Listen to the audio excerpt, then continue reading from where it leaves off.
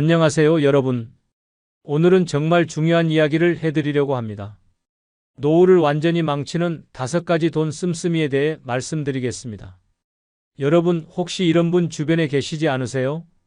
은퇴하자마자 갑자기 명품을 사고 비싼 골프용품을 구입하고 고급 레스토랑을 찾아다니는 분 말입니다.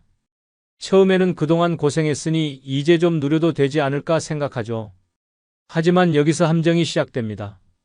30년간 열심히 모은 퇴직금 2억 원을 불과 3년 만에 다 써버린 김씨 할아버지처럼 말입니다. 한번 올린 생활 수준을 다시 내리기는 정말 어렵거든요. 노후 자금은 다시 벌기 어려운 마지막 돈입니다. 그런데 많은 분들이 똑같은 실수를 반복하고 계십니다. 지금부터 절대 하면 안 되는 5가지 돈 씀씀이를 알려드리겠습니다. 먼저 구독, 좋아요, 알림 설정하시면 시작하겠습니다. 노후를 완전히 망치는 첫 번째, 노후를 망치는 돈 씀씀이는 과도한 반려동물 관련 지출입니다. 반려동물을 키우시는 어르신들 정말 많아지고 있습니다. 자녀들이 독립하고 나면 집안이 너무 조용해서 개나 고양이를 입양하게 되죠. 처음에는 그냥 키우는 거 아니야? 라고 생각하지만 막상 키워보면 드는 비용이 상상을 초월합니다. 강씨 할아버지께서 겪으신 일을 소개해드릴게요. 퇴직금 1억 8천만 원으로 여유로운 노후를 계획하고 계셨습니다. 그런데 집이 너무 적막해서 작은 강아지 한 마리를 분양받으셨어요. 말티즈였는데 분양비만 150만 원이었습니다. 강아지를 데리고 온 첫날부터 지출이 시작되었어요. 사료그릇부터 방석, 목줄, 장난감까지 기본용품만 50만 원이 들었습니다. 그런데 진짜 문제는 그 다음부터였어요. 한 달 후 강아지가 아프기 시작했습니다. 동물병원에 가니 종합검진을 받아보라고 하더군요. 검진비만 30만 원이었는데 결과를 보니 심장에 문제가 있다고 했습니다. 수술비로 200만 원이 필요하다는 거였어요. 강 할아버지는 고민하셨습니다. 그런데 수의사가 말했어요. 지금 수술하지 않으면 평생 약을 먹어야 하고 결국 더 큰 수술이 필요할 수도 있습니다. 어쩔 수 없이 수술을 받게 하셨죠. 수술 후에도 지출은 끝나지 않았어요. 매달 심장약 값으로 15만 원, 특수사료비로 8만 원이 나갔습니다. 거기에 정기검진비까지 더하면 한 달에 30만 원씩 들었어요.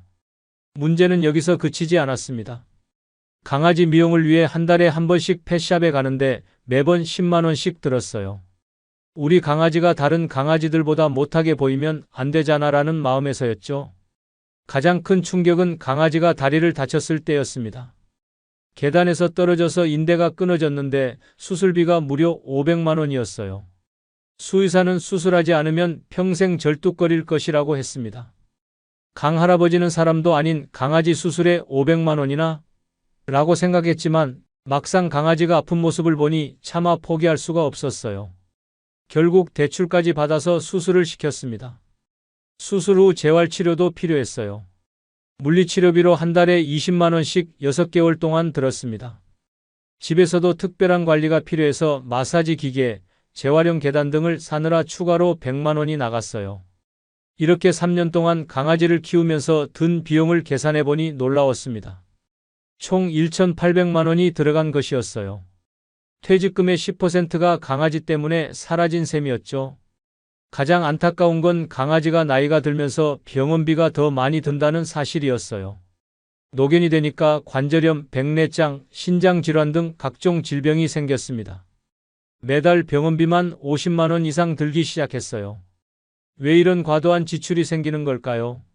첫째, 반려동물을 가족처럼 생각하기 때문입니다.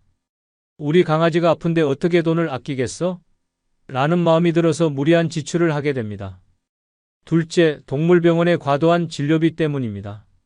사람 병원과 달리 건강보험이 적용되지 않아서 모든 비용을 본인이 부담해야 합니다. 그럼 어떻게 해야 할까요? 먼저 반려동물을 입양하기 전에 평생 드는 비용을 미리 계산해 보세요. 일반적으로 소형견 기준으로 평생 2천만 원 이상이 든다고 봐야 합니다. 월 예산을 정해서 그 범위 내에서만 지출하는 것도 중요합니다. 응급 상황을 대비해서 별도의 적립금도 마련해 두세요. 반려동물도 소중하지만 여러분의 노후 자금이 더 중요하다는 걸 잊지 마세요. 노후를 완전히 망치는 두 번째 돈 씀씀이 바로 친구 따라간 불필요한 여행입니다. 여보세요? 우리 같이 일본 여행 어때요? 은퇴 후 이런 전화를 받으면 마음이 설레지 않으십니까? 갑자기 생긴 자유시간과 여유로운 마음에 그래. 한번 가볼까? 하고 쉽게 대답하게 됩니다. 최근 제가 만난 박씨 어르신의 실화를 들려드리겠습니다. 공무원으로 30년 근무 후 받은 퇴직금이 2억 5천만 원이었습니다. 평생 검소하게 살아오신 분이라 충분한 노후 자금이라고 생각했죠. 퇴직 후 첫 번째 유혹이 왔습니다. 직장 선배가 전화를 걸어와 말했습니다. 박 선생, 우리 은퇴 기념으로 온천 여행 가자. 2박 3일에 150만 원이면 돼. 거절할 이유가 없었습니다. 30년 동안 함께 일한 동료들과의 마지막 추억이라고 생각했거든요. 온천에서 돌아온 지 한 달 만에 또 다른 제안이 들어왔습니다. 이번에는 부인의 동창회에서 제주도 여행을 계획한다는 것이었습니다. 남편들도 같이 가자는 말에 부부가 함께 200만 원을 들여 다녀왔습니다. 제주도 여행에서 만난 여행사 직원이 말했습니다. 어르신들께 중국 장가게 투어를 추천해드려요. 경치가 정말 환상적이에요. 그 말을 들은 부인이 남편을 졸랐습니다. 우리도 한번 가보자. 3박 4일 중국 여행에 300만 원이 들었습니다. 여행에서 돌아올 때마다 새로운 계획이 생겼습니다. 중국에서 만난 한국 관광객이 베트남 하롱베이가 정말 좋더라고 했고, 다른 친구는 태국 방콕도 가볼 만하다고 추천했습니다.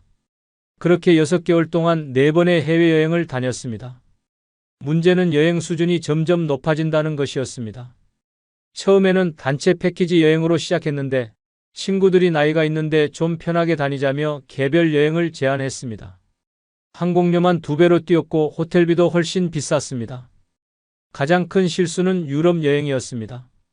친구들이 평생 한 번은 가봐야 하는 곳이라며 10박 12일 일정을 제안했습니다. 한 사람당 700만 원, 부부가 가면 1,400만 원이나 들었습니다. 박씨 어르신은 너무 비싸다고 망설였지만 친구들이 언제 또 이런 기회가 있겠어? 라는 말에 결국 따라갔습니다. 유럽에서 돌아온 후 충격적인 사실을 알게 되었습니다. 1년 동안 여행비로만 3,500만 원이 나간 것입니다. 퇴직금의 14%가 여행비로 사라진 셈이었죠. 더욱 심각한 건 여행 중독 증상이 나타났다는 점입니다. 집에만 있으면 답답해서 견딜 수 없고 친구들과 만나면 이번에는 어디로 갈까? 라는 이야기만 나왔습니다. 여행이 취미가 아니라 의무처럼 느껴지기 시작했습니다. 왜 이런 현상이 나타나는 걸까요? 첫째, 은퇴 후 급격히 늘어난 자유시간을 어떻게 보내야 할지 몰라서입니다. 평생 바쁘게 살던 사람들은 갑자기 할 일이 없어지면 불안해집니다. 여행이 그 불안감을 달래주는 수단이 되는 거죠. 둘째, 친구들과의 관계를 유지하고 싶은 마음 때문입니다. 나만 안 가면 소외될까봐 걱정되어 무리해서라도 따라가게 됩니다. 특히 한국 사회의 집단 문화에서는 이런 압박감이 더 심합니다. 셋째, 마지막 기회라는 심리적 압박 때문입니다. 건강할 때 가야 한다. 나이 들면 못 간다는 생각에 급하게 결정하게 됩니다. 여행업계도 이런 심리를 이용해 시니어 전용 인생 마지막 여행 같은 마케팅을 합니다. 그럼 어떻게 대처해야 할까요? 가장 중요한 것은 연간 여행 예산을 정하는 것입니다. 노후 자금에서 여행비로 쓸 수 있는 금액을 미리 정하고 그 범위를 절대 넘지 않아야 합니다. 전문가들은 연간 소득의 5% 이내를 권장합니다. 친구들의 모든 제안을 수용할 필요는 없습니다. 이번에는 개인 사정으로 못 가겠다고 당당하게 말하세요. 진정한 친구라면 이해해 줄 것입니다. 여행의 목적도 다시 생각해 보세요. 단순히 시간 때우기나 친구들과의 어울림이 목적이라면 굳이 비싼 해외여행일 필요가 없습니다. 국내 당일치기 여행이나 근교 나들이로도 충분히 즐거운 시간을 보낼 수 있습니다. 마지막으로 기억하세요. 여행은 삶을 풍요롭게 하는 도구이지 삶의 전부가 되어서는 안 됩니다. 세 번째로 노후를 망치는 돈 씀씀이는 경조사비 과한 지출입니다. 혹시 이런 고민 해보신 적 있으신가요? 예전 직장 후배가 결혼한다는데 얼마나 줘야 할까? 이웃집 아들 돌잔치에 갔는데 다른 분들은 얼마나 주셨을까? 은퇴 후에도 끊이지 않는 경조사 때문에 매달 지출이 만만치 않습니다. 얼마 전 상담받은 조씨 할머니 경우를 보겠습니다. 평생 인맥 관리를 중요하게 여기셨던 분이라 지인이 정말 많았습니다. 은퇴금으로 2억 원을 모으셨는데 퇴직 후 경조사비 지출이 걷잡을 수 없이 늘어났습니다. 문제의 시작은 직장 후배들의 결혼 러시였습니다. 한 달에 결혼식만 3번씩 있었고 매번 20만 원씩 축의금을 냈습니다. 예전에 내가 결혼할 때 10만 원 받았으니까 물가 상승을 고려해서 20만 원은 줘야지라고 생각하셨거든요. 결혼식뿐만 아니라 돌잔치도 문제였습니다. 조할머니가 다니던 교회 젊은 부부들이 아이를 낳을 때마다 돌잔치에 초대받았습니다. 한 번 가면 10만 원은 기본이고 특별히 가까운 사이라면 20만 원도 줬습니다. 더 큰 문제는 장례식이었습니다. 같은 나이대 지인들의 부모님이나 배우자가 돌아가시는 일이 늘어났습니다. 조문을 갈 때마다 30만 원에서 50만 원씩 부조금을 냈습니다. 상가에는 넉넉하게 줘야 한다는 생각 때문이었죠. 가장 부담스러웠던 건 회가병과 칠순년이었습니다. 친구들이 하나둘씩 회갑을 맞으면서 큰 잔치를 벌였는데 매번 50만 원에서 100만 원씩 들었습니다. 축하금도 줘야 하고 가족들과 함께 참석하면 식사비도 따로 나갔거든요. 계산해보니 한 달 평균 경조사비가 200만 원이 넘었습니다. 1년이면 2,400만 원입니다. 조할머니는 인심이 후해야 나중에 내가 어려울 때도 도움받는다고 생각했지만 현실은 달랐습니다. 정작 조할머니가 경제적으로 어려워졌을 때는 아무도 도와주지 않았습니다. 그동안 축의금을 받았던 사람들은 연락도 잘 안 되고 도움을 요청해도 요즘 우리도 어려워서라며 돌아섰습니다. 왜 이런 일이 벌어지는 걸까요? 첫 번째 이유는 체면을 중시하는 문화 때문입니다. 너무 적게 주면 구두쇠라는 소리 듣는다는 걱정에 과도하게 지출하게 됩니다. 두 번째는 상호부조의 착각입니다. 지금 많이 줘야 나중에 많이 받는다고 생각하지만 실제로는 그렇지 않은 경우가 많습니다. 특히 나이 차이가 많이 나는 후배들에게 준 축의금은 돌려받을 가능성이 거의 없습니다. 세 번째는 물가 상승을 과도하게 반영하는 것입니다. 예전에 5만 원 줬으니까 지금은 20만 원 줘야지라고 생각하지만 경조사비는 물가만큼 오르지 않는 경우가 많습니다. 그럼 어떻게 현명하게 대처해야 할까요? 먼저 경조사비 예산을 정하세요. 월 소득에서 경조사비로 쓸 수 있는 비율을 미리 정하고 그 범위 내에서만 지출하는 겁니다. 관계의 친밀도에 따라 차등을 두는 것도 필요합니다. 가족이나 정말 가까운 친구가 아니라면 굳이 과도하게 줄 필요가 없습니다. 일반적인 수준에서 적당히 주면 됩니다. 무엇보다 안 가는 용기도 필요합니다. 모든 경조사에 참석할 의무는 없습니다.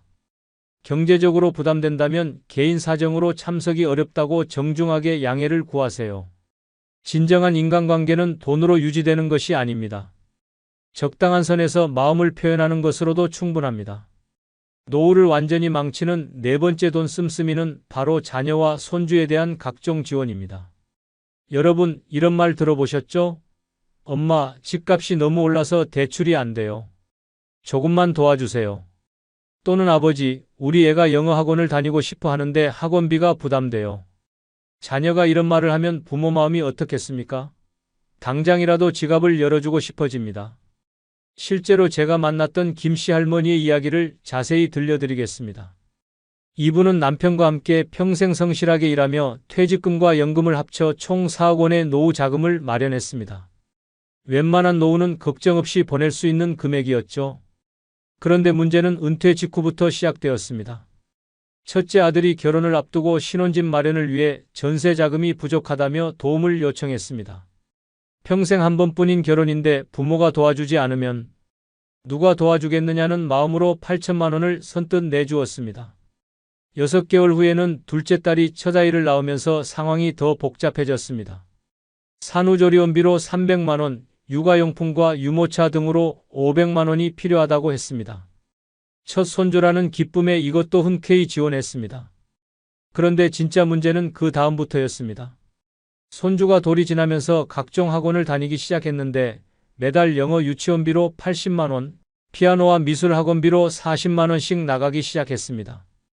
딸이 말했습니다. 요즘 애들은 다 이런 교육을 받아요. 우리 애만 뒤처지면 어떻게 해요? 김할머니는 손주가 남들보다 못하게 자라는 모습을 참아 볼 수 없어서 매달 120만 원씩 지원하기 시작했습니다. 한 해에 1,440만 원이 나가는 셈이었죠. 여기서 끝이 아니었습니다. 코로나 시기에 자영업을 하던 큰아들의 사업이 어려워지면서 매달 생활비 지원을 요청했습니다. 한 달에 200만 원만 도와주시면 다시 일어설 수 있어요. 아들의 간절한 부탁에 1년 반 동안 매달 200만 원씩 총 3,600만 원을 지원했습니다.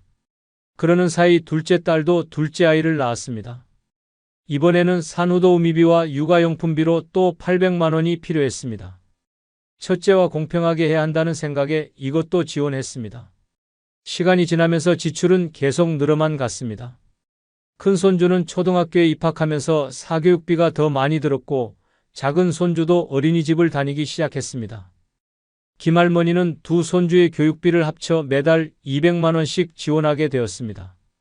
명절이나 생일 때마다 용돈과 선물비로 나가는 돈도 만만치 않았습니다. 손주들 생일 선물로 한 번에 50만 원씩, 명절 때마다 자녀들에게 100만 원씩 주다 보니 1년에 추가로 800만 원 정도가 더 나갔습니다. 결과가 어떻게 되었을까요? 불과 5년 만에 4억 원이었던 노후 자금이 1억 2천만 원으로 줄어들었습니다. 자녀와 손주 지원으로만 2억 8천만 원이 나간 것입니다. 더 충격적인 것은 자녀들의 반응이었습니다. 김할머니가 경제적으로 어려워져서 지원을 줄이겠다고 하자 자녀들은 오히려 서운해했습니다. 그동안 해주시던 걸 왜 갑자기 안 해주세요? 다른 할머니들은 다 해주시던데요. 이런 말들을 들으니 김할머니는 정말 억울했습니다. 여러분, 이런 상황이 왜 생기는지 아십니까? 부모들은 자녀가 힘들어하는 모습을 보면 참을 수가 없습니다. 특히 손주가 관련되면 더욱 그렇죠. 우리 손주가 다른 아이들보다 못하게 살면 안 된다는 마음이 앞섭니다. 또한 처음 한두 번 도와주다 보면 그것이 당연한 일이 되어버립니다. 자녀들도 부모의 도움을 받는 것을 자연스럽게 여기게 되고 스스로 해결하려는 노력보다는 부모에게 의존하는 습관이 생깁니다. 그럼 어떻게 해야 할까요? 먼저 지원의 원칙과 한계를 명확히 정해야 합니다. 예를 들어 결혼 축하금은 이번이 마지막, 교육비 지원은 1년간만, 생활비 지원은 6개월 한정 같은 식으로 처음부터 기간을 정해야 합니다. 또한 현금 지원보다는 현물 지원을 하는 것이 좋습니다. 손주 옷을 직접 사주거나 교육비를 직접 학원에 입금하는 방식으로 말입니다. 이렇게 하면 돈이 다른 용도로 사용되는 것을 막을 수 있습니다. 무엇보다 중요한 것은 자녀들이 스스로 문제를 해결할 수 있도록 격려하는 것입니다. 당장은 야박해 보일 수 있지만 장기적으로는 자녀들의 자립심을 기를 수 있습니다. 기억하세요. 여러분의 노후 자금이 바닥나서 가난해지면 결국 자녀들에게 더 큰 부담이 됩니다. 5번째, 노후를 망치는 돈 씀씀이, 취미생활 및 장비에 과도한 투자입니다. 은퇴하시면 갑자기 하루 종일 할 일이 없어집니다. 그래서 많은 분들이 새로운 취미를 찾게 되죠. 이제 시간도 많고 돈도 있으니까 평생 하고 싶었던 걸 해보자. 이런 마음으로 시작하는데 여기서 큰 함정이 기다리고 있습니다. 얼마 전 만난 윤씨 어르신의 골프 이야기부터 해드릴게요. 직장 다닐 때는 접대 골프만 가끔 쳤는데 은퇴 후 본격적으로 골프를 배우기 시작하셨어요. 골프채 하나만 제대로 된 걸로 사자며 시작한 투자가 무려 300만 원이었습니다. 골프채를 산 지 한 달 만에 초보자용 채로는 실력이 늘지 않는다는 말을 듣고 프로용 골프채 세트를 또 샀어요. 이번에는 800만 원이었죠. 거기에 골프와 골프웨어, 골프 가방까지 사니까 추가로 200만 원이 들었습니다. 골프장 회원권도 문제였어요. 매번 비회원 요금 내는 것보다 회원권 사는 게 낫다며 3천만 원짜리 회원권을 샀습니다. 하지만 실제로 계산해보니 회원권 값을 뽑으려면 20년 동안 매주 골프를 쳐야 했어요. 다음은 사진에 빠진 최씨 할머니 이야기입니다. 손주 사진을 예쁘게 찍어주고 싶다는 마음으로 카메라를 배우기 시작하셨어요. 처음에는 50만 원짜리 카메라로 시작했는데 사진 동호회에 가니까 다들 훨씬 비싼 카메라를 쓰더라고요. 좋은 사진을 찍으려면 좋은 카메라가 있어야 한다는 말에 넘어가서 300만 원짜리 전문가용 카메라를 샀어요. 거기에 각종 렌즈까지 사니까 500만 원이 더 들었습니다. 삼각대, 플래시, 카메라, 가방 등 액세서리까지 하면 총 1천만 원이 넘게 들었어요. 등산을 시작한 김씨 할아버지도 마찬가지였습니다. 처음에는 운동화에 평상복으로 동네 뒷산만 올랐는데 등산 모임에 나가니까 제대로 된 장비 없이는 안전하지 않다는 말을 들었어요. 등산화부터 시작해서 등산복, 배낭, 등산 스틱, 헤드램프 등을 사니까 200만 원이 들었습니다. 계절별로 다른 옷이 필요하다며 봄가을용, 여름용, 겨울용 등산복을 따로 사니까 추가로 300만 원이 나갔어요. 여기서 끝이 아니었어요. 텐트, 침낭, 버너, 코펠 등 캠핑용품까지 사면서 500만 원이 더 들었습니다. 좋은 장비가 있어야 안전하고 편하게 등산할 수 있다는 생각이었지만 실제로는 장비 값에 비해 사용 빈도가 너무 낮았어요. 이런 과도한 투자는 왜 일어나는 걸까요? 가장 큰 이유는 좋은 장비가 있어야 실력이 는다는 착각 때문입니다. 실제로는 장비보다 연습이 훨씬 중요한데 비싼 장비를 사면 마치 실력도 함께 사는 것처럼 느껴지거든요. 두 번째는 동호회 문화의 영향입니다. 같은 취미를 가진 사람들과 어울리다 보면 자연스럽게 장비 자랑이 나오고 뒤처지기 싫어서 더 비싼 장비를 사게 됩니다. 세 번째는 판매업체의 과장된 마케팅 때문입니다. 초보자용으로는 한계가 있다. 이 정도는 있어야 제대로 된 취미생활이다 같은 말로 소비를 부추깁니다.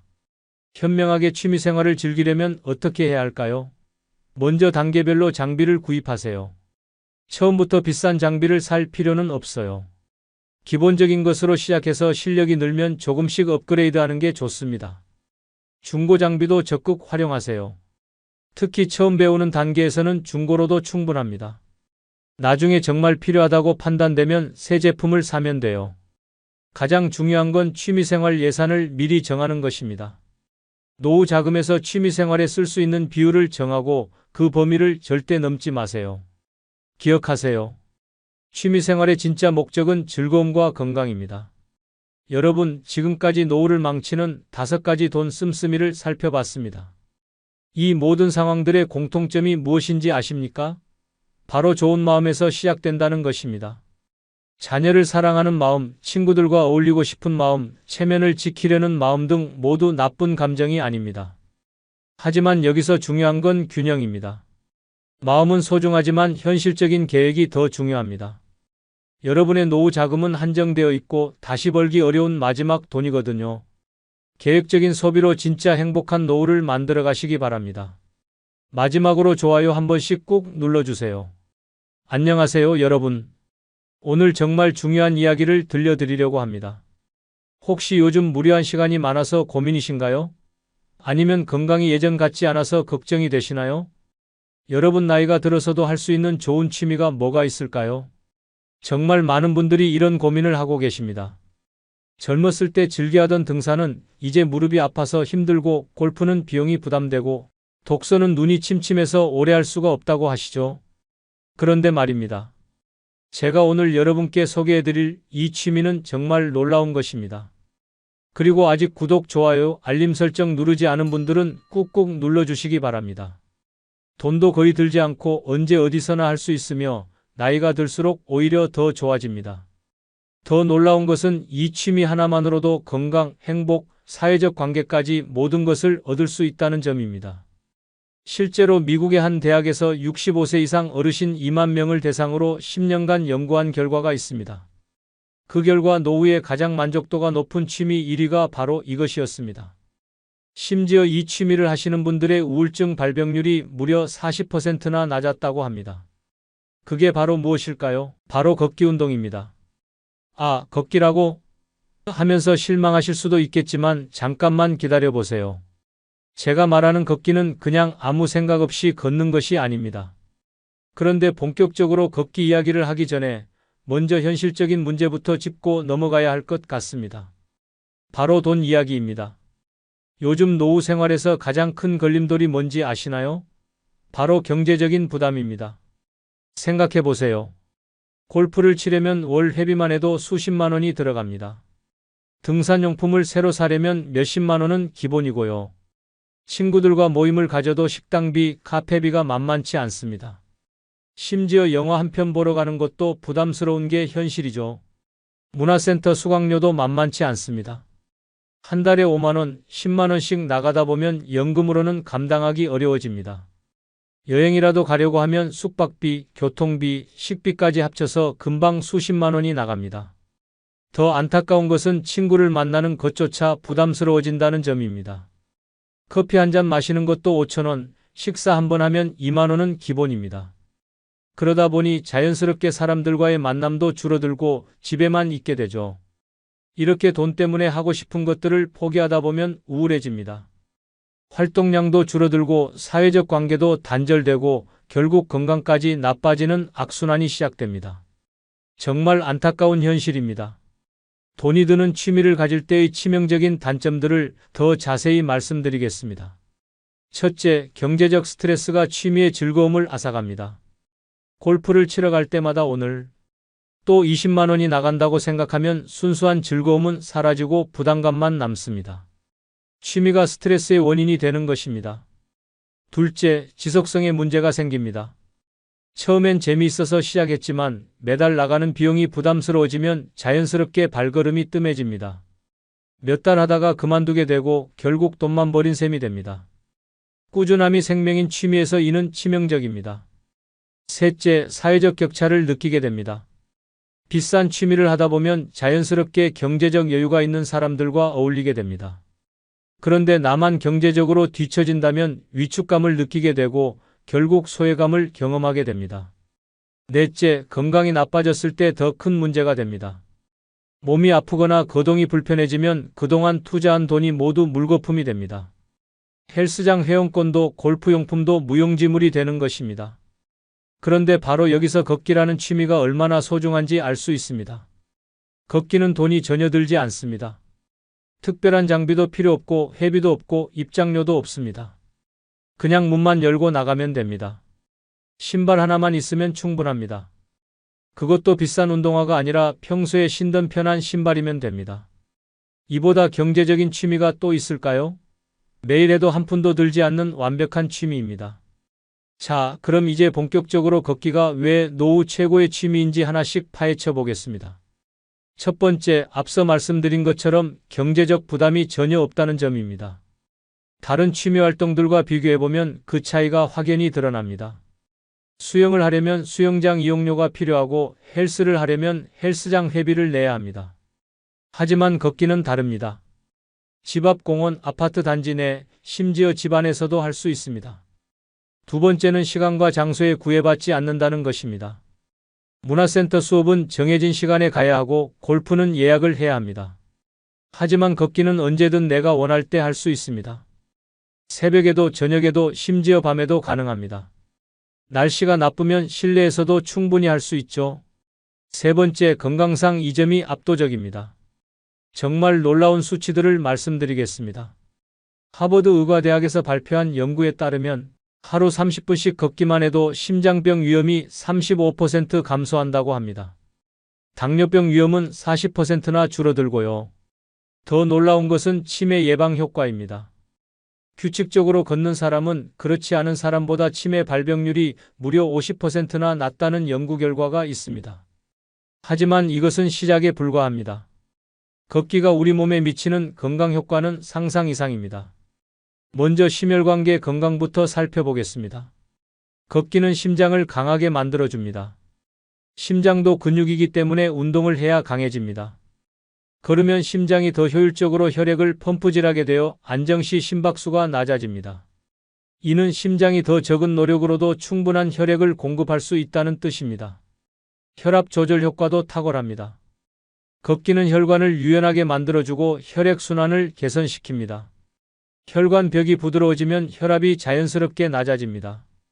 고혈압 환자의 경우 꾸준한 걷기만으로도 수축기, 혈압을 10에서 15 정도까지 낮출 수 있다는 연구 결과가 있습니다. 나쁜 콜레스테롤과 좋은 콜레스테롤 수치 개선에도 놀라운 효과가 있습니다. 걷기는 몸에 해로운 콜레스테롤은 줄이고 몸에 좋은 콜레스테롤은 늘려줍니다. 당뇨병 예방과 관리에서도 걷기만큼 효과적인 운동은 없습니다. 걷기는 근육이 포도당을 더 잘 흡수하도록 도와줍니다. 혈당 조절 능력이 향상되어 당뇨 관리가 훨씬 쉬워집니다. 당뇨병 전 단계에 있는 사람들의 경우 규칙적인 걷기만으로도 당뇨병 발병을 58%까지 예방할 수 있다는 연구도 있습니다. 뼈 건강에 미치는 영향도 무시할 수 없습니다. 특히 여성들에게 흔한 골다공증 예방에 매우 효과적입니다. 폐경후 여성의 경우 주 4회 이상 걷기를 하면 뼈밀도 감소 속도를 현저히 늦출 수 있습니다. 면역력 강화에도 탁월한 역할을 합니다. 한 연구에 따르면 주 5회 이상 걷기를 하는 사람들의 감기, 발병률이 그렇지 않은 사람들보다 43% 낮았다고 합니다. 소화기능 개선에도 도움이 됩니다. 식후 10에서 15분 가벼운 산책만으로도 소화불량을 해결할 수 있습니다. 특히 노년기의 흔한 변비 문제를 자연스럽게 해결할 수 있는 가장 좋은 방법입니다. 수면의 질 향상에도 놀라운 효과가 있습니다. 수면 호르몬인 멜라토닌 분비가 증가하고 스트레스 호르몬 분비는 감소합니다. 불면증으로 고생하시는 분들에게 걷기만큼 자연스럽고 안전한 해결책은 없습니다. 네 번째는 사회적 관계를 형성할 수 있다는 점입니다. 혼자 걸어도 좋지만 배우자나 친구와 함께 걸으면 더욱 즐겁습니다. 걸으면서 나누는 대화는 앉아서 하는 대화보다 훨씬 자연스럽고 깊이 있습니다. 실제로 많은 부부들이 걷기를 통해 관계가 더욱 돈독해졌다고 합니다. 다섯 번째, 정신건강에 탁월한 효과가 있습니다. 걷기는 천연 항우울제라고 불릴 정도입니다. 걸으면서 나오는 엔돌핀이 기분을 좋게 만들어주고 스트레스를 해소시켜줍니다. 우울감이나 불안감이 있을 때 30분만 걸어도 기분이 한결 나아집니다. 이제 구체적인 건강 효과에 대해 더 자세히 말씀드리겠습니다. 실제로 제가 만난 김철수 어르신의 이야기를 들려드리겠습니다.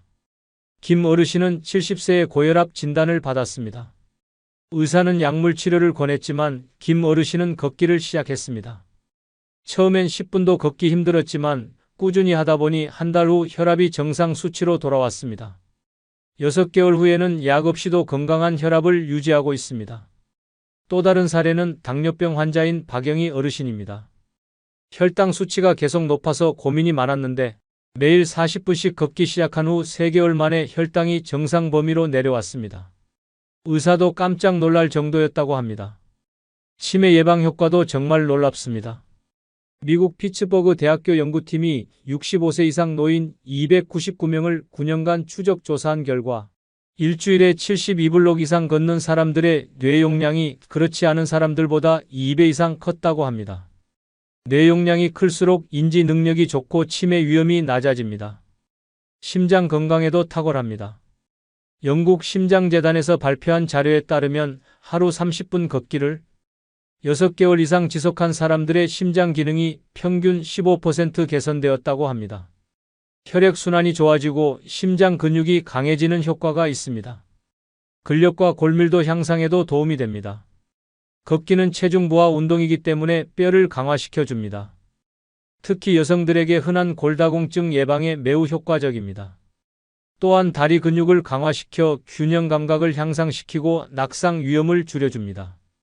그럼 이제 올바른 걷기 방법에 대해 알아보겠습니다.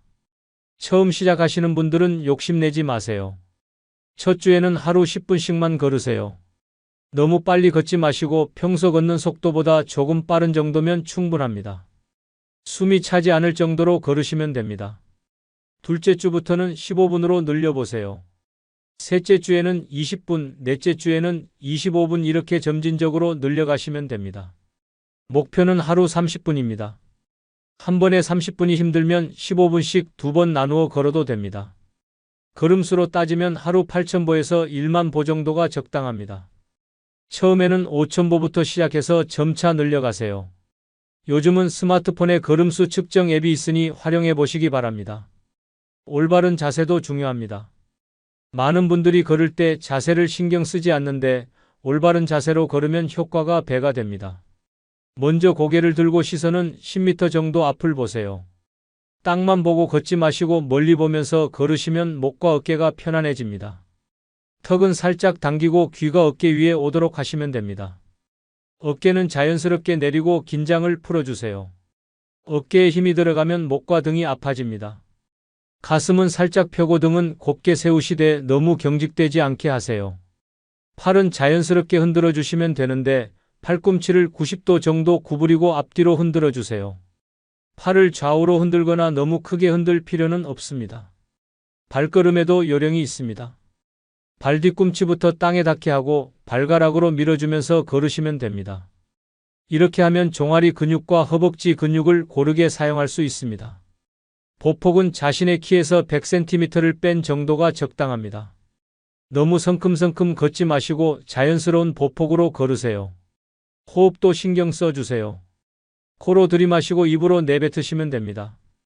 세 걸음에 한 번씩 숨을 들이마시고 세 걸음에 한 번씩 내뱉는 리듬을 유지해 보세요. 안전을 위해서는 몇 가지 주의사항이 있습니다. 첫째, 적절한 신발을 신으세요. 굽이 낮고 바닥이 미끄럽지 않은 신발이 좋습니다. 둘째, 밝은색 옷을 입으세요. 특히 저녁에 걸을 때는 반사판이 있는 옷이나 액세서리를 착용하시면 더욱 안전합니다. 셋째, 날씨를 확인하세요. 너무 덥거나 추울 때, 비가 올 때는 무리하지 마시고 실내에서 걷거나 하루 쉬는 것도 괜찮습니다. 넷째, 수분 섭취를 잊지 마세요. 특히 여름철에는 물을 충분히 마시고 걸으세요. 이제 걷기를 더 재미있게 만드는 방법들을 알려드리겠습니다. 첫째, 스마트폰 앱을 활용해 보세요. 걸음수 측정 앱이나 칼로리 소모량을 보여주는 앱들이 있습니다. 매일 기록을 보면서 성취감을 느낄 수 있습니다. 둘째, 다양한 코스를 개발해 보세요. 매일 같은 길만 걷다 보면 지루해집니다. 오늘은 공원을, 내일은 한강을, 모레는 동네 골목을 걸어보세요. 새로운 풍경을 보면서 걸으면 훨씬 재미있습니다. 셋째, 목표를 설정해 보세요. 이번 주는 하루 8,000보, 다음 주는 9,000보 이런 식으로 작은 목표를 세우고 달성해 보세요. 목표를 달성할 때마다 자신에게 작은 선물을 주는 것도 좋습니다. 넷째, 음악을 들으면서 걸어보세요. 좋아하는 음악을 들으면 시간이 빨리 가고 기분도 좋아집니다. 다만 교통량이 많은 곳에서는 안전을 위해 볼륨을 너무 크게 하지 마세요. 이제 실제 성공 사례들을 들려드리겠습니다. 먼저 서울에 사시는 이정호 어르신의 이야기입니다. 73세의 이 어르신은 은퇴 후 무료한 시간을 보내다가 우울증까지 생겼습니다. 그러던 중 의사의 권유로 걷기를 시작했습니다. 처음엔 10분도 걷기 힘들었지만 6개월 후에는 하루 1시간씩 걷고 있습니다. 우울증도 완전히 나았고 체중도 8kg이나 빠졌습니다. 지금은 걷기가 너무 즐거워서 하루라도 걷지 않으면 허전하다고 하십니다. 하지만 무엇보다 감동적인 것은 부부가 함께 걷기로 얻는 행복의 이야기입니다. 부산에 사시는 김태연, 박순자 부부의 이야기를 들려드리겠습니다. 결혼 45년째인 이 부부는 은퇴 후 집에서 하루 종일 얼굴만 마주보고 지내다 보니 사소한 일로도 자주 다투게 되었습니다. 관계가 소원해지기 시작했죠. 그러던 중 동네 이웃의 권유로 함께 걷기를 시작했습니다. 처음엔 어색했지만 걸으면서 나누는 대화가 집에서 하는 대화와는 달랐습니다. 자연스럽게 옛 추억도 떠올리고 앞으로의 계획도 세우게 되었습니다. 걷기를 시작한 지 1년이 지난 지금 이 부부는 매일 아침 6시에 일어나 2시간씩 함께 걷고 있습니다. 박순자 할머니는 이렇게 말씀하셨습니다. 걷기를 시작한 후로 남편과 대화가 많아졌어요. 집에서는 TV만 보고 있었는데 걸으면서는 이런저런 이야기를 많이 하게 돼요. 서로를 더 이해하게 되었고 젊었을 때보다 더 사랑하게 되었어요. 김태현 할아버지도 아내와 함께 걷는 시간이 하루 중 가장 행복한 시간이라고 하셨습니다. 이 부부처럼 함께 걷기를 통해 관계가 더욱 돈독해진 부부들이 정말 많습니다. 인천에 사시는 최영수, 한미영 부부도 마찬가지입니다. 한미영 할머니가 당뇨병 진단을 받은 후 함께 걷기를 시작했는데 6개월 만에 혈당이 정상으로 돌아왔을 뿐만 아니라 부부관계도 한층 더 깊어졌습니다. 최영수 할아버지는 아내가 아플 때 함께 걸으면서 서로 의지하게 되었다고 말씀하셨습니다. 대구의 윤석철, 조명숙 부부는 걷기를 통해 새로운 취미까지 찾았습니다.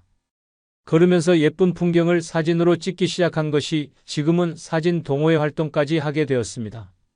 조명숙 할머니는 걷기 하나로 시작했는데 이제는 사진도 찍고 새로운 친구들도 만나고 인생이 완전히 달라졌다고 하셨습니다.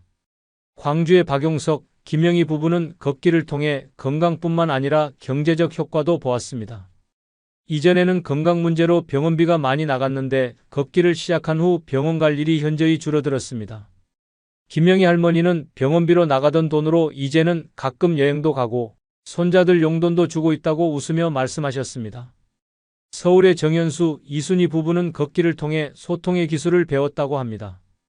이순희 할머니는 걸으면서 하는 대화는 앉아서 하는 대화와 완전히 달라요. 서로 감정이 격해지지 않고 더 차분하게 이야기할 수 있어요 라고 하셨습니다. 마지막으로 걷기로 새로운 인생을 찾은 분도 계십니다. 전주에 사시는 홍길동 어르신은 75세의 아내를 여의고 혼자 지내면서 극도의 우울감에 시달렸습니다. 그런데 걷기를 시작한 후 같은 길을 걷는 사람들과 자연스럽게 인사를 나누게 되었고, 이제는 걷기 모임의 리더 역할을 하고 있습니다. 걷기가 저에게 새로운 인생을 선물해 주었다고 하시며 환하게 웃으셨습니다. 여러분, 지금까지 긴 이야기를 들어주셔서 정말 감사합니다. 제가 오늘 들려드린 모든 이야기의 핵심은 하나입니다. 노후의 가장 좋은 취미는 바로 걷기라는 것입니다. 돈도 들지 않고 언제 어디서나 할 수 있으며 건강에도 좋고 정신 건강에도 도움이 되는 완벽한 취미입니다. 더 나아가 부부나 가족과 함께하면 관계까지 좋아지는 일석이조의 효과를 볼 수 있습니다. 혹시 지금도 걷기가 뭐 그리 대단한가 하고 생각하고 계신가요? 그렇다면 속는 셈 치고 한 번만 시작해 보세요. 내일 아침, 아니 오늘 저녁이라도 10분만 집 밖으로 나가서 걸어보세요. 특별한 준비는 필요 없습니다. 편한 옷에 편한 신발만 신으시면 됩니다. 처음에는 10분도 힘들 수 있습니다. 그래도 괜찮습니다. 며칠 지나면 15분, 20분으로 늘릴 수 있게 됩니다. 한 달 후에는 30분이 전혀 부담스럽지 않을 것입니다. 3개월 후에는 걷지 않으면 오히려 허전함을 느끼게 될 것입니다. 배우자가 계시다면 꼭 함께 걸어보세요. 처음에는 서로 보조를 맞추기 어려울 수도 있지만 시간이 지나면 자연스럽게 같은 리듬으로 걷게 됩니다. 그리고 그 시간이 여러분에게 가장 소중한 시간이 될 것입니다. 목표를 너무 크게 잡지 마세요. 하루 1만 보 같은 거창한 목표보다는 매일 조금씩이라도 꾸준히 하는 것이 중요합니다. 어떤 날은 5분만 걸어도 됩니다. 완벽을 추구하지 말고 꾸준함을 추구하세요. 날씨가 나쁜 날도 있을 것입니다. 그럴 때는 실내에서 제자리 걸음을 하거나 하루 쉬어도 됩니다. 중요한 것은 다시 시작하는 것입니다. 포기하지 마세요. 몸이 불편하신 분들도 걱정하지 마세요. 휠체어를 타시는 분은 팔로 휠체어를 굴리는 것만으로도 충분한 운동이 됩니다. 지팡이를 사용하시는 분도 천천히 걸으시면 됩니다. 자신의 상황에 맞게 조절하시면 됩니다. 마지막으로 여러분께 당부드리고 싶은 말씀이 있습니다. 나이가 들었다고 해서 새로운 것을 시작하기에 늦었다고 생각하지 마세요. 오늘이 여러분 인생의 가장 젊은 날입니다. 지금 시작하면 내년 이맘때는 완전히 다른 사람이 되어 있을 것입니다. 건강하고 행복한 노후는 선택입니다. 그 선택의 첫걸음이 바로 걷기입니다. 오늘부터 여러분의 새로운 인생이 시작됩니다. 첫걸음을 내딛어 보세요. 이 영상이 도움이 되셨다면 좋아요 버튼 꾹 눌러주시고 구독도 부탁드립니다. 여러분의 건강하고 행복한 노후를 위해 앞으로도 좋은 정보들을 계속 가져오겠습니다. 다음 영상에서 또 뵙겠습니다. 건강하세요. 그리고 지금 바로 그냥 문만 열고 나가서 걸으십시오. 걷기는 공짜입니다. 살아온 세월을 돌아보면 한 가지 깨달음이 찾아옵니다. 우리는 평생 나 아닌 다른 사람들을 위해 살아왔다는 것입니다. 가족의 행복이 내 행복이고 자식의 성공이 내 성공이라고 여기며 살았습니다. 그러면서 정작 나 자신에게는 얼마나 매정했는지 모릅니다. 내가 원하는 것은 사치라고 치부하고 내 마음의 소리는 외면하며 살았습니다. 나를 위한 시간도 나를 위한 투자도 아까워했습니다. 하지만 세월이 흘러 이제야 알게 됩니다. 나이가 들수록 명확해지는 것은 타인에게 의존하는 행복은 불안정하다는 사실입니다. 언제든 변할 수 있고 내가 통제할 수 없는 것들이기 때문입니다.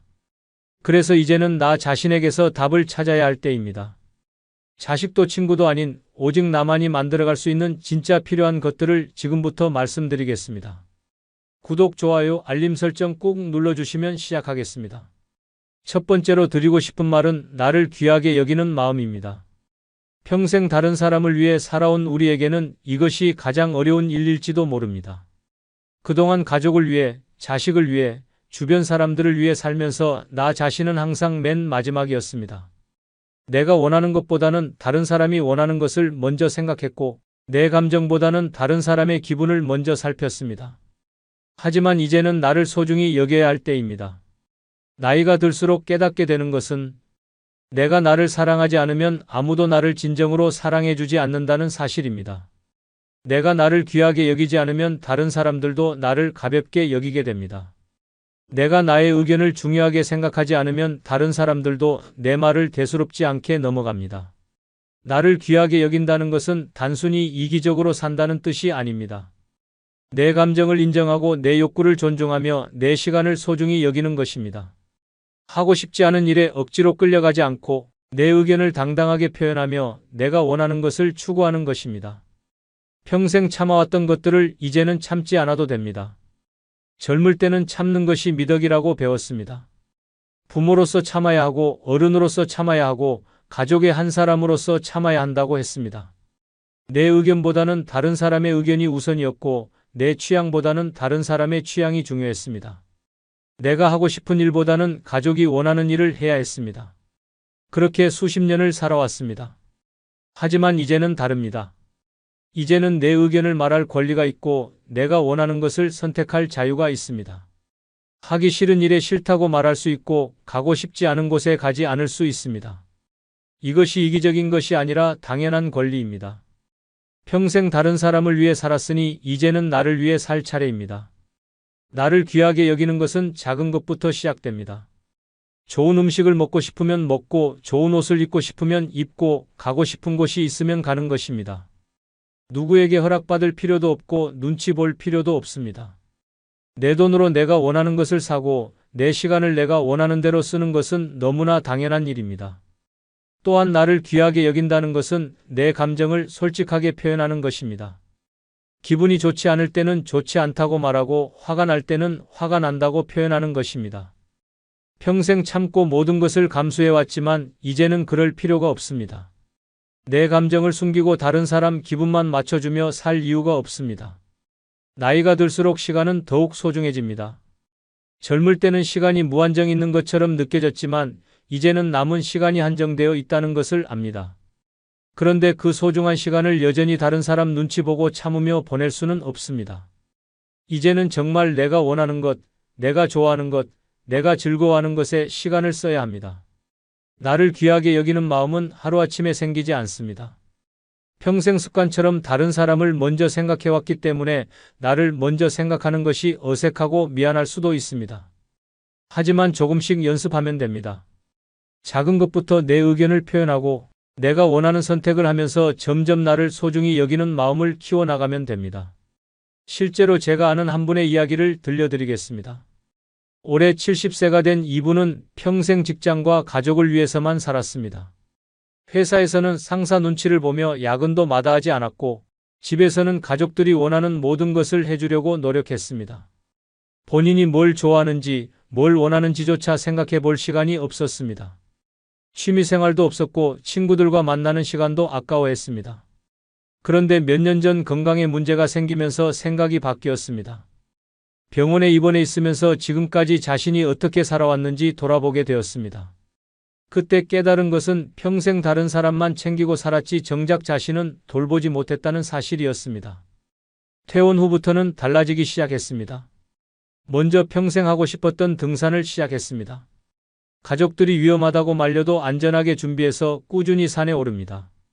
등산복도 좋은 것으로 사고 등산용품도 제대로 갖췄습니다.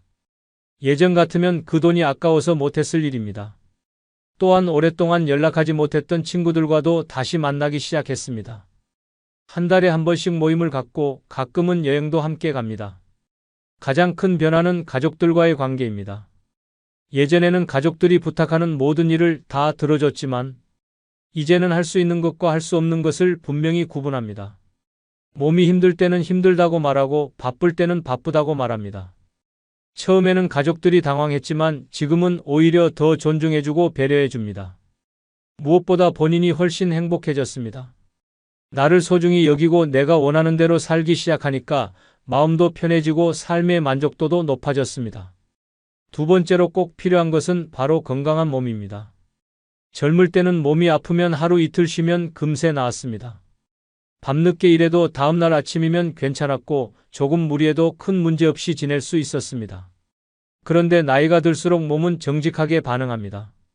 어제 조금 무리했다 싶으면 오늘은 온몸이 쑤시고 잠을 못 잤다 싶으면 며칠 동안 컨디션이 엉망이 됩니다. 그때 비로소 깨닫게 됩니다. 아무리 많은 돈을 벌어도 건강을 잃으면 그 돈이 무슨 소용인지를 말입니다.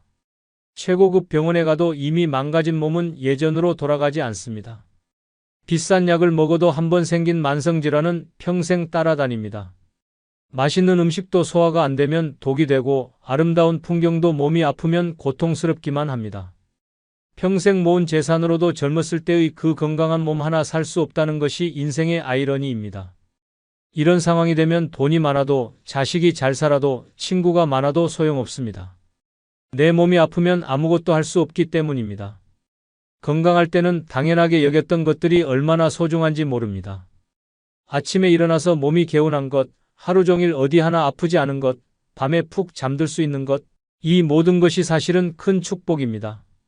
그런 여러분은 누구보다 행복한 사람입니다. 젊을 때는 이런 것들을 너무 당연하게 생각했습니다. 몸이 아프면 그때 가서 병원에 가면 되고 약 먹으면 낫는다고 생각했습니다. 하지만 나이가 들면서 알게 된 것은 예방이 치료보다 훨씬 중요하다는 것입니다. 한번 망가진 몸은 완전히 회복하기 어렵습니다. 당뇨병이 생기면 평생 관리해야 하고 고혈압이 생기면 매일 약을 먹어야 합니다. 관절이 나빠지면 수술을 해도 예전 같지 않고 심장에 문제가 생기면 항상 조심해야 합니다. 눈이 나빠지면 독서나 TV 시청도 어려워지고 귀가 안 들리면 대화조차 힘들어집니다. 그래서 지금부터라도 내 몸을 소중히 여겨야 합니다. 매일 조금씩이라도 운동하고 규칙적으로 식사하고 충분히 잠을 자는 것이 중요합니다. 정기적으로 건강검진을 받고 몸에 이상이 있으면 참지 말고 병원에 가야 합니다. 건강할 때 건강을 지키는 것이 가장 현명한 투자입니다. 건강관리는 거창한 것이 아닙니다. 엘리베이터 대신 계단을 이용하고 가까운 거리는 걸어가고 스트레칭을 자주 하는 것만으로도 충분합니다. 식사도 마찬가지입니다. 짜고 기름진 음식을 줄이고 야채와 과일을 충분히 먹고 물을 많이 마시는 것이 도움이 됩니다. 금연과 금주는 말할 것도 없고 스트레스 관리도 중요합니다. 수면의 질도 신경 써야 합니다. 나이가 들수록 잠이 얕아지고 자주 깨게 되는데 그래도 충분한 휴식을 취해야 합니다. 낮에 적당히 활동하고 저녁에는 무거운 음식을 피하고 잠자리에서는 스마트폰을 보지 않는 것이 좋습니다. 규칙적인 수면 패턴을 유지하는 것도 중요합니다. 무엇보다 몸의 변화에 민감하게 반응해야 합니다. 예전과 다른 증상이 나타나면 그냥 넘어가지 말고 관심을 가져야 합니다. 나이 탓이라고 무조건 생각하지 말고 필요하면 전문의와 상담을 받아보는 것이 좋습니다. 조기 발견이 치료에 가장 중요하기 때문입니다. 몸이 건강하면 하고 싶은 일을 할 수 있습니다. 여행도 갈 수 있고 취미생활도 즐길 수 있고 사랑하는 사람들과 시간을 보낼 수 있습니다. 손자 손녀와 놀아줄 수도 있고 새로운 것을 배울 수도 있습니다. 하지만 몸이 아프면 이 모든 것이 불가능해집니다. 건강은 돈으로도 살 수 없는 가장 소중한 자산입니다. 또한 정신 건강도 함께 챙겨야 합니다. 몸과 마음은 연결되어 있어서 몸이 아프면 마음도 우울해지고 마음이 우울하면 몸도 아프게 됩니다. 긍정적인 마음가짐을 유지하고 스트레스를 적절히 해소하며 사회적 관계를 유지하는 것도 건강의 중요한 부분입니다. 실제로 제가 아는 분의 이야기를 들려드리겠습니다. 올해 70세가 된 김 씨는 젊을 때부터 가족들만 챙기며 살았습니다. 새벽 5시에 일어나 집안일을 하고 가족들 뒷바라지에만 매달렸습니다. 본인은 아파도 참고 피곤해도 참으며 살았습니다. 건강검진도 돈이 아깝다며 받지 않았고 몸이 아파도 할 일이 밀린다며 쉬지 않았습니다. 그런데 60대 후반에 갑자기 당뇨와 고혈압이 한꺼번에 찾아왔습니다. 그때서야 병원에 갔지만 이미 합병증까지 생긴 상태였습니다. 이제는 매일 약을 먹어야 하고 음식도 가려 먹어야 하고 조금만 무리해도 몸이 힘들어집니다. 그동안 하고 싶었던 여행도 갈 수 없고 친구들과 만나는 것조차 부담스러워졌습니다. 김 씨는 이제 후회합니다. 그때 건강관리를 조금만 더 신경 썼다면, 정기검진을 받았다면, 아플 때 참지 말고 병원에 갔다면 지금처럼 고생하지 않았을 것이라고 말입니다.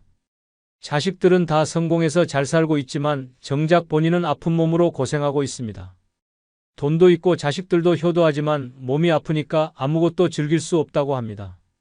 반대로 같은 나이의 박 씨는 다릅니다. 젊을 때부터 건강관리에 신경을 썼습니다. 매일 아침 산책을 하고 규칙적으로 식사하고 정기검진도 빠지지 않고 받았습니다. 몸에 이상이 생기면 즉시 병원에 가서 치료를 받았고 의사의 조언을 충실히 따랐습니다. 스트레스 관리도 잘했고 금연과 절주도 실천했습니다. 지금도 박 씨는 건강해서 매주 등산을 가고 친구들과 여행도 다니고 손자 손녀들과 놀아주기도 합니다. 새로운 취미도 배우고 봉사활동도 합니다. 같은 나이인데도 삶의 질이 완전히 다릅니다. 건강관리에 들인 시간과 노력이 지금의 행복한 노년을 만들어준 것입니다. 세 번째로 꼭 필요한 것은 이만하면 잘 살았다는 자기 인정입니다. 나이가 들수록 우리는 자꾸 부족했던 것들만 생각하게 됩니다. 더 많이 벌지 못한 것, 더 좋은 집에 살지 못한 것, 자식들에게 더 많은 것을 해주지 못한 것들을 후회합니다. 하지만 이제는 그런 생각을 멈춰야 할 때입니다. 지금까지 살아온 인생을 돌아보며 정말 많은 것을 이루어냈다는 사실을 인정해야 합니다. 우리가 살아온 시대는 결코 쉽지 않았습니다. 전쟁을 겪거나 그 여파를 감당해야 했고 가난한 시절을 버텨내야 했습니다. 지금처럼 편리한 것들이 없던 시대에 맨손으로 가정을 이루고 자식들을 키워냈습니다. 그것만으로도 충분히 대단한 일입니다. 당시에는 당연하게 여겼지만 지금 생각해보면 정말 힘든 일들을 해낸 것입니다. 자식들을 제대로 키워낸 것도 큰 성취입니다. 먹을 것도 부족하고 입을 것도 변변치 않던 시절에 자식들이 굶지 않게 하고 학교에 보내고 사회인으로 만들어냈습니다. 지금 자식들이 각자의 자리에서 열심히 살고 있다면 그것은 부모인 우리가 잘 키워낸 결과입니다. 완벽하지는 않았을지라도 최선을 다했고 그 결과가 지금의 자식들입니다. 직장 생활을 통해 사회에 기여한 것도 인정받을 만합니다. 어떤 일을 했든 성실하게 일하며 가족을 부양하고 사회의 한 구성원으로서 역할을 다했습니다. 큰 성공을 거두지 못했다고 해서 의미 없는 인생은 아닙니다. 묵묵히 자신의 자리에서 최선을 다한 것만으로도 충분히 가치 있는 삶입니다. 건강하게 살아온 것도 하나의 성취입니다. 큰 사고나 질병 없이 지금까지 살아온 것은 결코 당연한 일이 아닙니다.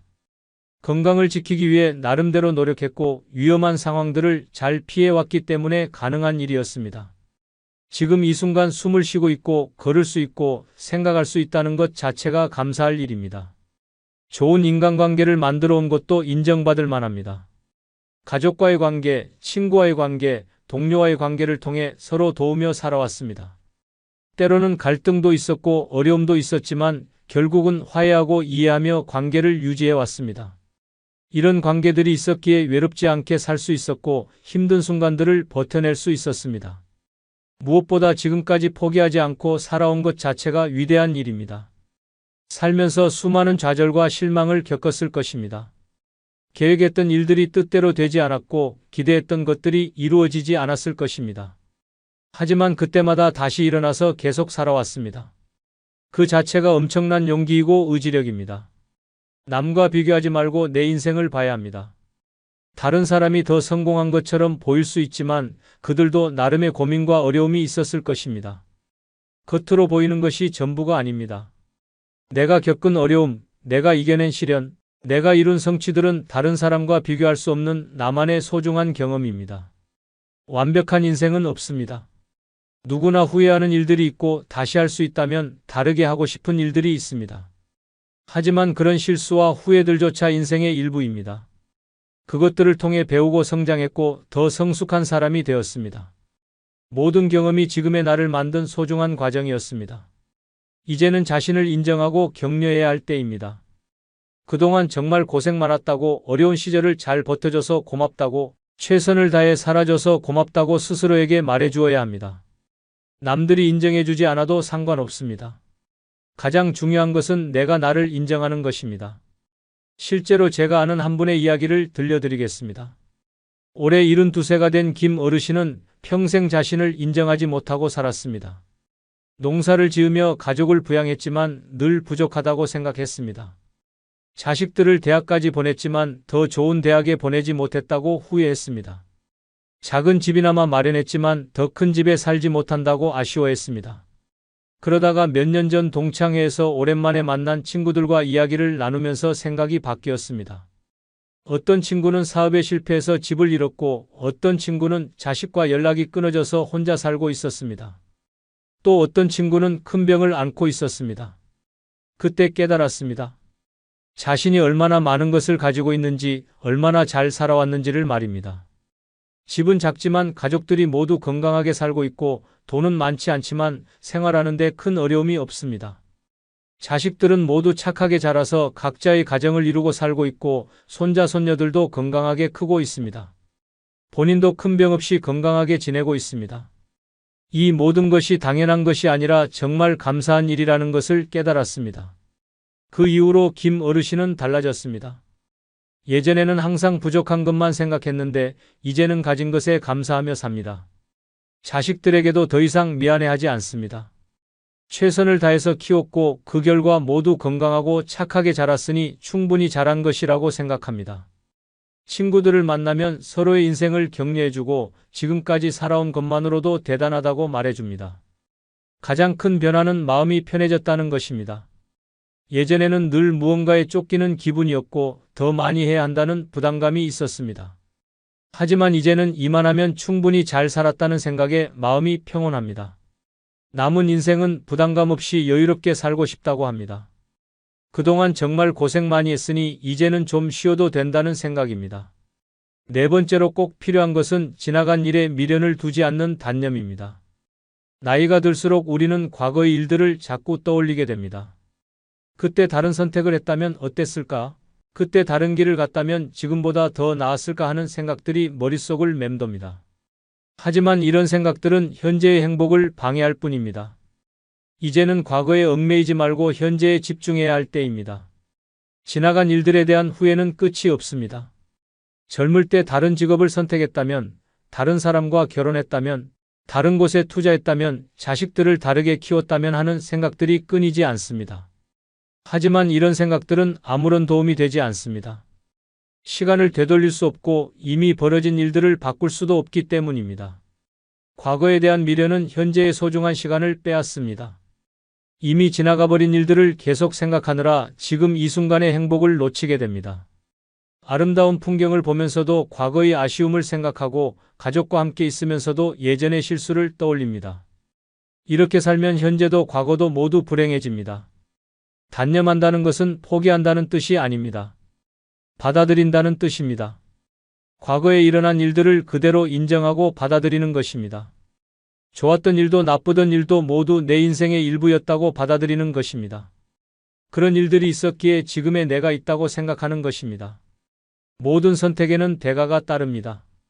어떤 선택을 했든 얻는 것도 있고 잃는 것도 있습니다. 당시에는 최선의 선택이라고 생각했기 때문에 그 길을 택했던 것입니다. 지금 돌아보면 아쉬운 부분이 있을 수 있지만 그때는 그것이 최선이었습니다. 지금의 지혜로 과거를 판단하는 것은 공정하지 않습니다. 실수나 잘못도 마찬가지입니다.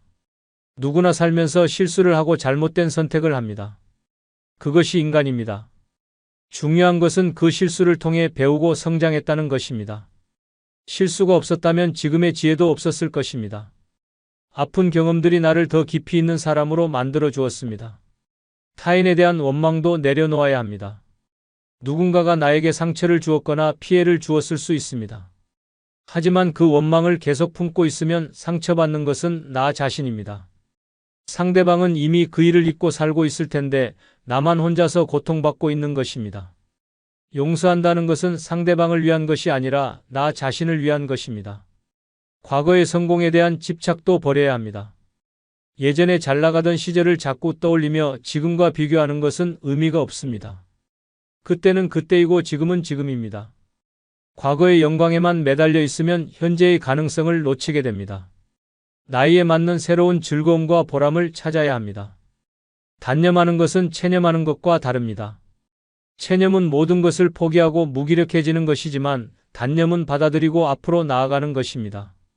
과거는 과거로 두고 현재에 집중하며 앞으로의 계획을 세우는 것입니다. 지나간 일에 얽매이지 않고 남은 인생을 의미 있게 살아가는 것입니다.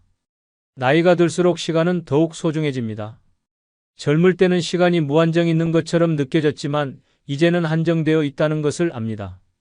그런데 그 소중한 시간을 과거의 후회나 원망으로 채우는 것은 너무 아깝습니다. 대신 현재의 행복과 미래의 희망으로 채워야 합니다. 단념하는 연습은 작은 것부터 시작할 수 있습니다. 어제 있었던 불쾌한 일을 계속 생각하지 않기, 몇 년 전의 실수를 반복해서 떠올리지 않기, 젊은 시절의 선택을 후회하지 않기부터 시작하면 됩니다. 처음에는 어렵겠지만 계속 연습하면 자연스럽게 될 수 있습니다. 대신 현재에 집중하는 연습을 해야 합니다. 지금 이 순간의 소중함을 느끼고 현재 가지고 있는 것들에 감사하며 앞으로 할 수 있는 일들을 계획하는 것입니다. 과거에 얽매이지 않고 현재를 충실히 살면 미래도 밝아집니다. 실제로 제가 아는 한 분의 이야기를 들려드리겠습니다. 올해 69세가 된 박 어르신은 오랫동안 과거의 일에 괴로워하며 살았습니다. 젊은 시절 친구와 함께 사업을 했는데 친구가 돈을 가지고 도망가는 바람에 큰 손해를 봤습니다.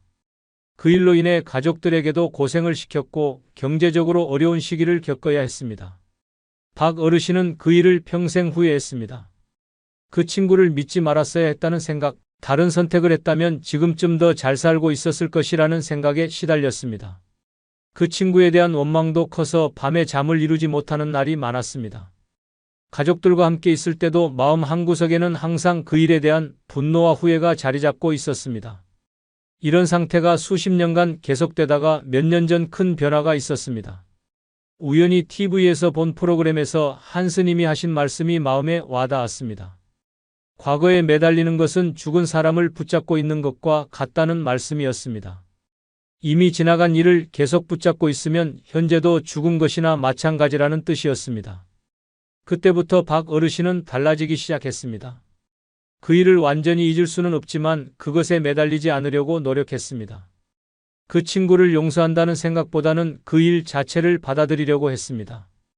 그런 일이 있었기 때문에 더 신중해졌고 더 강해졌다고 생각하려고 했습니다. 변화는 서서히 나타났습니다. 예전에는 항상 우울하고 화가 나 있었는데 점점 마음이 평온해졌습니다. 가족들과의 관계도 좋아졌습니다. 과거의 일에 매달려 있을 때는 현재의 가족들에게 집중하지 못했는데 이제는 손자 손녀들과 시간을 보내는 것이 즐겁다고 합니다. 새로운 취미도 생겼습니다. 과거에는 그런 여유가 없었는데 이제는 바둑을 배우고 친구들과 등산도 갑니다. 가장 큰 변화는 미래에 대한 기대가 생겼다는 것입니다. 예전에는 과거의 일 때문에 앞으로도 별로 좋을 것이 없을 것이라고 생각했습니다. 하지만 이제는 남은 인생을 어떻게 의미 있게 보낼 것인가에 대해 계획을 세웁니다. 여행도 가고 싶고 새로운 것도 배우고 싶다고 합니다. 과거에 얽매이지 않으니까 미래가 밝아 보인다고 말씀하십니다. 다섯 번째로 꼭 필요한 것은 내 삶을 남의 시선에 맡기지 않는 주체성입니다. 평생을 살아오면서 우리는 다른 사람들의 눈치를 보며 살아왔습니다. 부모님이 뭐라고 할까? 이웃들이 어떻게 생각할까? 자식들이 어떻게 볼까 하는 걱정들이 항상 마음 한구석에 자리 잡고 있었습니다. 하지만 이제는 그런 걱정들을 내려놓을 때입니다. 내 인생의 주인은 나 자신이어야 합니다. 젊을 때는 사회의 기준에 맞춰 살아야 한다고 생각했습니다. 언제까지 결혼해야 하고 언제까지 집을 사야 하고 어떤 직업을 가져야 한다는 암묵적인 규칙들이 있었습니다. 그런 기준들에 맞추려고 노력하면서 정작 내가 원하는 것이 무엇인지는 잊고 살았습니다.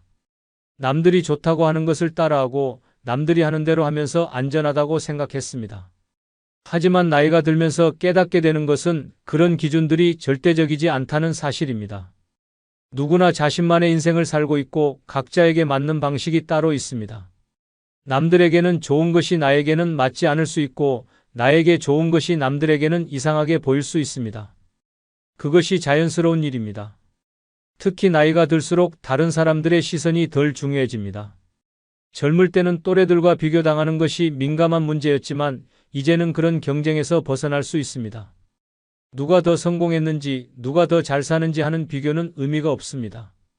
각자 다른 길을 걸어왔고 각자 다른 가치를 추구하며 살고 있기 때문입니다. 주체성을 갖는다는 것은 내 기준으로 판단하고 결정한다는 뜻입니다.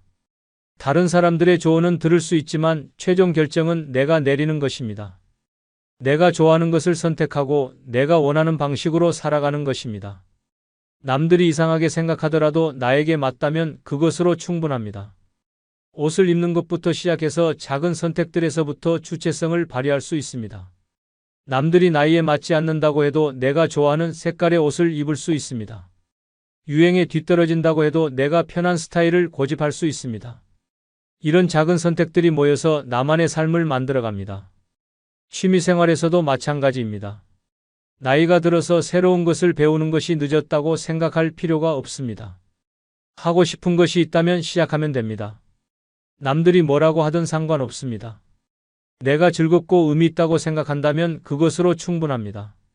젊은 사람들 사이에 끼어서 배우는 것이 어색하다고 해도 용기를 내면 됩니다. 인간관계에서도 주체성이 중요합니다. 좋아하지 않는 사람과 억지로 어울릴 필요가 없습니다. 예전에는 사회적 체면 때문에 참고 지냈던 관계들을 이제는 정리할 수 있습니다. 대신 진짜 마음이 통하는 사람들과 깊은 관계를 맺으면 됩니다. 양보다는 질이 중요합니다. 자식들과의 관계에서도 주체성을 잃지 않아야 합니다. 자식들이 원하는 대로만 살 필요가 없습니다. 물론 자식들의 의견을 들어보고 조언을 구할 수는 있지만 내 인생의 결정권은 여전히 나에게 있습니다. 자식들은 자식들 나름의 인생을 살아가고 있고 나는 나만의 인생을 살아가면 됩니다. 경제적인 부분에서도 마찬가지입니다. 남들이 어떻게 돈을 쓰는지에 신경 쓰지 말고 내 상황에 맞게 계획을 세우면 됩니다. 무리해서 남들과 비슷한 수준을 맞추려고 할 필요가 없습니다. 내가 감당할 수 있는 범위에서 내가 원하는 것에 돈을 쓰는 것이 현명합니다. 거주지를 선택하는 것도 마찬가지입니다. 남들이 좋다고 하는 동네에 살 필요가 없습니다. 나에게 편하고 좋은 곳이면 그것으로 충분합니다. 집의 크기나 위치보다는 내가 그곳에서 행복할 수 있는지가 더 중요합니다. 주체성을 갖는다고 해서 다른 사람들의 말을 전혀 듣지 않는다는 뜻은 아닙니다. 좋은 조언은 받아들이고 필요한 도움은 요청할 수 있습니다. 다만 최종 결정은 내가 내리고 그 결과에 대한 책임도 내가 지는 것입니다. 이것이 진정한 어른의 모습입니다. 나이가 들수록 남은 시간이 소중해집니다. 그런데 그 소중한 시간을 남의 시선을 의식하며 보내는 것은 너무 아깝습니다. 이제는 정말 내가 원하는 것, 내가 의미 있다고 생각하는 것에 시간을 써야 합니다. 남들의 평가보다는 내 만족이 더 중요합니다. 실제로 제가 아는 한 분의 이야기를 들려드리겠습니다. 올해 71세가 된 최 어르신은 평생 남의 시선을 의식하며 살았습니다. 직장에서는 상사와 동료들의 눈치를 받고 집에서는 가족들의 기대에 부응하려고 노력했습니다. 옷을 사거나 음식을 먹을 때도 다른 사람들이 어떻게 생각할지를 먼저 고려했습니다. 자신의 취향이나 욕구는 항상 뒷전이었습니다. 특히 은퇴 후에도 이런 패턴이 계속되었습니다. 이웃들과 어울릴 때도 눈치를 받고 자식들이 뭐라고 할까봐 하고 싶은 일들을 포기했습니다. 평생 그림을 그리고 싶었지만 나이 들어서 그림을 배우는 것이 이상하게 보일까봐 망설였습니다. 혼자 여행을 가고 싶었지만 주변에서 뭐라고 할까봐 엄두를 내지 못했습니다. 그런데 몇 년 전 한 가지 사건이 그의 생각을 바꿔놓았습니다. 오랫동안 알고 지낸 친구가 갑자기 세상을 떠난 것입니다. 그 친구도 평생 다른 사람들의 눈치를 보며 살았는데 정작 하고 싶었던 일들은 하나도 하지 못하고 세상을 떠났습니다. 그 모습을 보면서 최 어르신은 큰 충격을 받았습니다. 이대로 살다가는 자신도 후회만 안고 세상을 떠날 것 같다는 생각이 들었습니다. 그때부터 최 어르신은 달라지기 시작했습니다. 먼저 평생 배우고 싶었던 그림을 시작했습니다. 문화센터에 등록해서 수채화를 배우기 시작했는데 처음에는 젊은 사람들 사이에서 어색했지만 금세 적응했습니다. 선생님과 동료 수강생들도 나이에 상관없이 따뜻하게 대해 주었습니다. 그림 실력도 늘고 새로운 친구들도 생겼습니다. 또한 혼자 여행도 시작했습니다. 자식들이 위험하다고 말렸지만 안전하게 계획을 세워서 국내 여행부터 시작했습니다. 혼자 여행하는 노인이 이상하게 보일까 걱정했지만 실제로는 아무도 신경 쓰지 않았습니다. 오히려 여행지에서 만난 사람들이 용기 있다고 칭찬해 주었습니다. 지금은 해외여행도 계획하고 있습니다. 옷차림도 바뀌었습니다. 예전에는 나이에 맞는 무난한 색깔의 옷만 입었는데 이제는 좋아하는 색깔의 옷을 입습니다. 밝은색 옷을 입으니까 기분도 좋아지고 더 젊어 보인다는 말을 듣습니다. 자식들도 처음에는 걱정했지만 아버지가 더 밝아지고 건강해진 모습을 보며 지지해주고 있습니다. 가장 큰 변화는 마음가짐입니다. 예전에는 항상 다른 사람들의 반응을 걱정했는데 이제는 내가 행복한지가 가장 중요한 기준이 되었습니다. 물론 가족이나 친구들에게 피해를 주지 않는 선에서 하지만 그 범위 안에서는 자유롭게 내가 원하는 대로 살고 있습니다. 늦었지만 진짜 내 인생을 살고 있다는 느낌이 든다고 말합니다. 여섯 번째로 마지막이지만 가장 중요한 것은 마음 다친 날도 다시 웃을 수 있는 회복력입니다. 나이가 들수록 우리는 더 많은 상실과 아픔을 경험하게 됩니다. 가까운 사람들과의 이별, 건강의 악화, 예상치 못한 실망들이 찾아옵니다.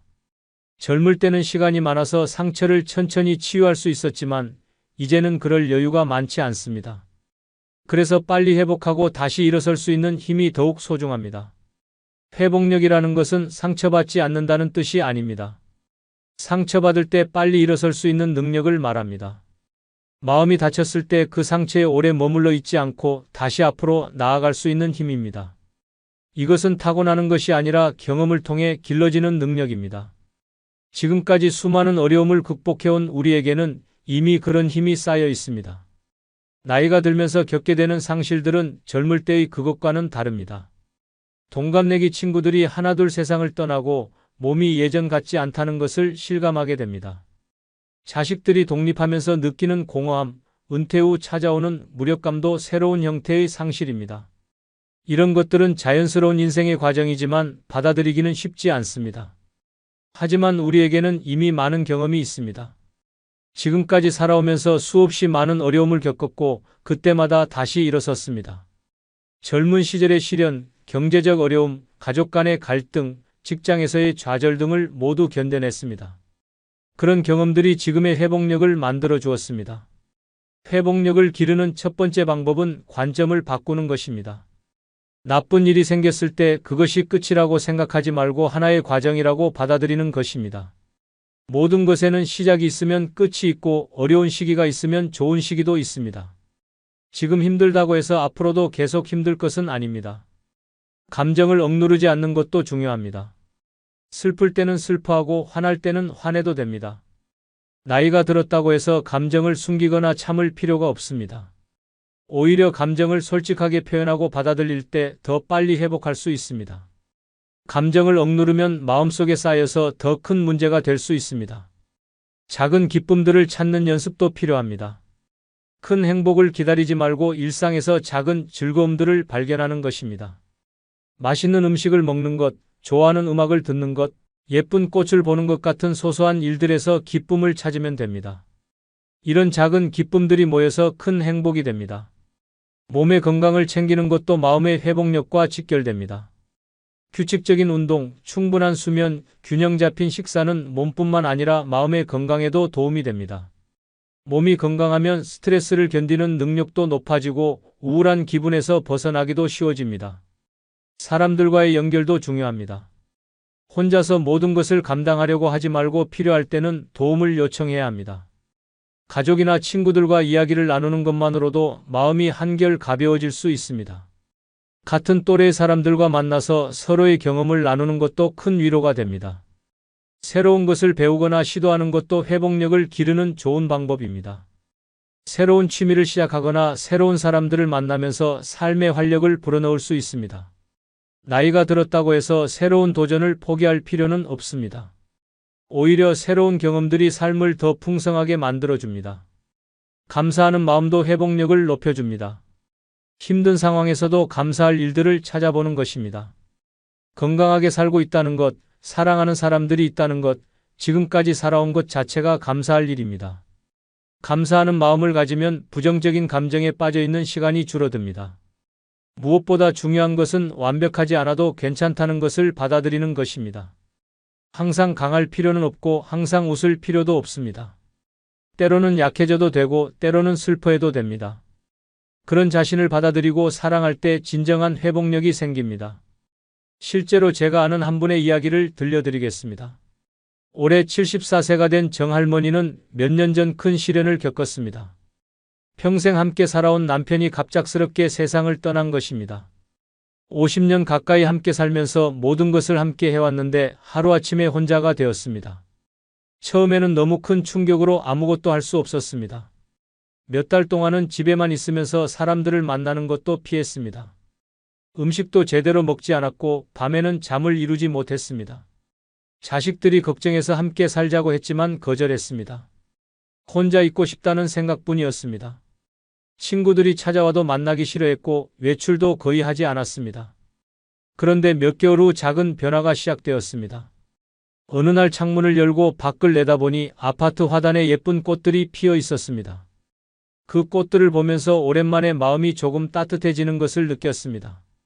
그날부터 매일 창문을 열고 밖을 내다보기 시작했습니다. 계절이 변하는 모습, 사람들이 오가는 모습을 보면서 조금씩 세상과 연결되는 느낌이 들었습니다. 어느 날은 평소 친하게 지내던 이웃 할머니가 반찬을 가져다 주었습니다. 그 할머니도 몇 년 전에 남편을 잃은 분이었습니다. 함께 이야기를 나누면서 서로의 아픔을 나눴습니다. 그분이 어떻게 극복해왔는지 들으면서 정할머니도 용기를 얻었습니다. 혼자가 아니라는 생각에 마음이 조금 가벼워졌습니다. 그 후로는 조금씩 일상을 회복해 나갔습니다. 먼저 규칙적으로 식사를 하려고 노력했습니다. 남편을 위해 요리하던 습관 때문에 혼자 먹는 것이 어색했지만 건강을 위해서는 필요한 일이었습니다. 간단한 산책도 시작했습니다. 처음에는 아파트 주변만 돌았지만 점점 거리를 늘려갔습니다. 가장 큰 도움이 된 것은 봉사활동이었습니다. 동네 복지관에서 독거노인들을 위한 반찬 배달 봉사를 시작했습니다. 자신보다 더 어려운 상황에 있는 분들을 도우면서 삶의 의미를 다시 찾았습니다. 나도 힘들지만 더 힘든 사람들이 있다는 것을 알게 되었고, 내가 누군가에게 도움이 될 수 있다는 것에서 보람을 느꼈습니다. 지금 정할머니는 완전히 달라진 모습입니다. 여전히 남편을 그리워하지만 그 슬픔에 압도되지는 않습니다. 새로운 친구들도 생겼고 새로운 취미도 시작했습니다. 무엇보다 다시 웃을 수 있게 되었습니다. 힘든 시기를 극복하면서 오히려 더 강해진 것 같다고 말합니다. 앞으로도 혼자 잘 살아갈 자신이 있다고 합니다. 지금까지 늙어서 진짜 필요한 것들에 대해 말씀드렸습니다. 결국 모든 것은 나 자신에게서 시작됩니다. 내가 나를 어떻게 바라보고 내가 나를 어떻게 대하느냐가 남은 인생의 질을 결정합니다. 평생 다른 사람의 행복을 위해 살아온 우리에게 이제는 나만의 행복을 찾을 권리가 있습니다. 나이 든다는 것은 끝이 아니라 새로운 시작입니다. 더 이상 남의 기준에 맞출 필요도 없고 남의 시선을 의식할 필요도 없습니다. 지금까지 쌓아온 지혜와 경험을 바탕으로 진정한 나만의 삶을 살아갈 때입니다.